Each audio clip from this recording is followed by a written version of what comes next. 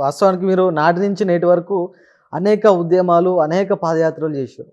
Government వచ్చినాక అయితేంది, రాకముందు అయితేంది. అనేక అంటే మీరు నిత్యం ప్రజా సమస్యలపైన కొట్లాడుతున్నారు. ఎందుకు ప్రజా సమస్యలంటే మీకు అంత మక్కువ? అసలు యాక్చువల్‌గా మనం ఉంది వాళ్ళ కోసము. హ్మ్. రాజకీయాలకు ఎందుకొచ్చా నేను? నలుగురికి న్యాయం చేద్దామనే కదా!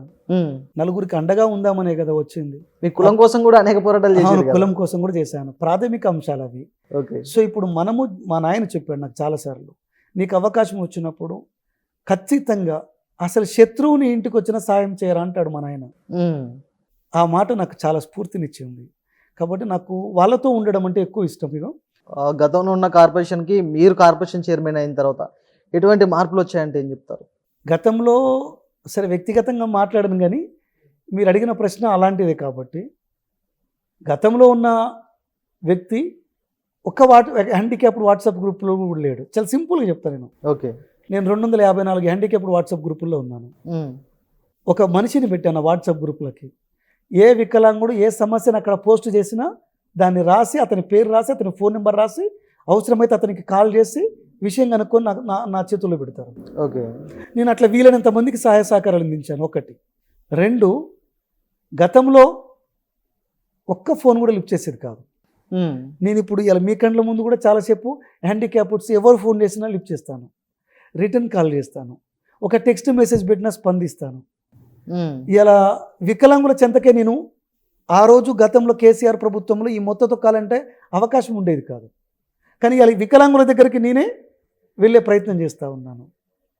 ఇక సంక్షేమ పరంగా మాట్లాడితే చాలా మార్పులు జరిగినాయి. ఓకే. నేను వందలాది మంది వికలాంగుల సమస్యలు విన్నాను, పరిష్కారం చేశాను. హ్మ్. ఇంకొన్ని కాలేదు. ఎందుకంటే అన్ని సమస్యలు పరిష్కారం చేయడానికి నేనేమి దేవుణ్ణి కాను, మనిషిని. సో చాలా చేశాను. ఓకే. ఒక ఇందిరమ్మ ఇండ్లలో 5% రిజర్వేషన్ ఇచ్చింది గవర్నమెంట్ ఆఫ్ తెలంగాణ హ్మ్. వికలాంగులకి. స్వయంగా నేను 33 జిల్లాల కలెక్టర్లకి లెటర్లు పెట్టాను. అందరికీ ఫోన్ మాట్లాడాను. ఎంపీడీఓలకి, రాష్ట్రంలో ఉన్న ఎంపీడీఓలు అందరికీ, మండల అధికారులకి, మున్సిపల్ అధికారులకి నా లెటర్ పెట్టాను. 700 మంది 800 మందికి మధ్యలో నేను స్వయంగా ఫోన్ మాట్లాడి అధికారులతో ఇండ్లు ఇప్పించాను.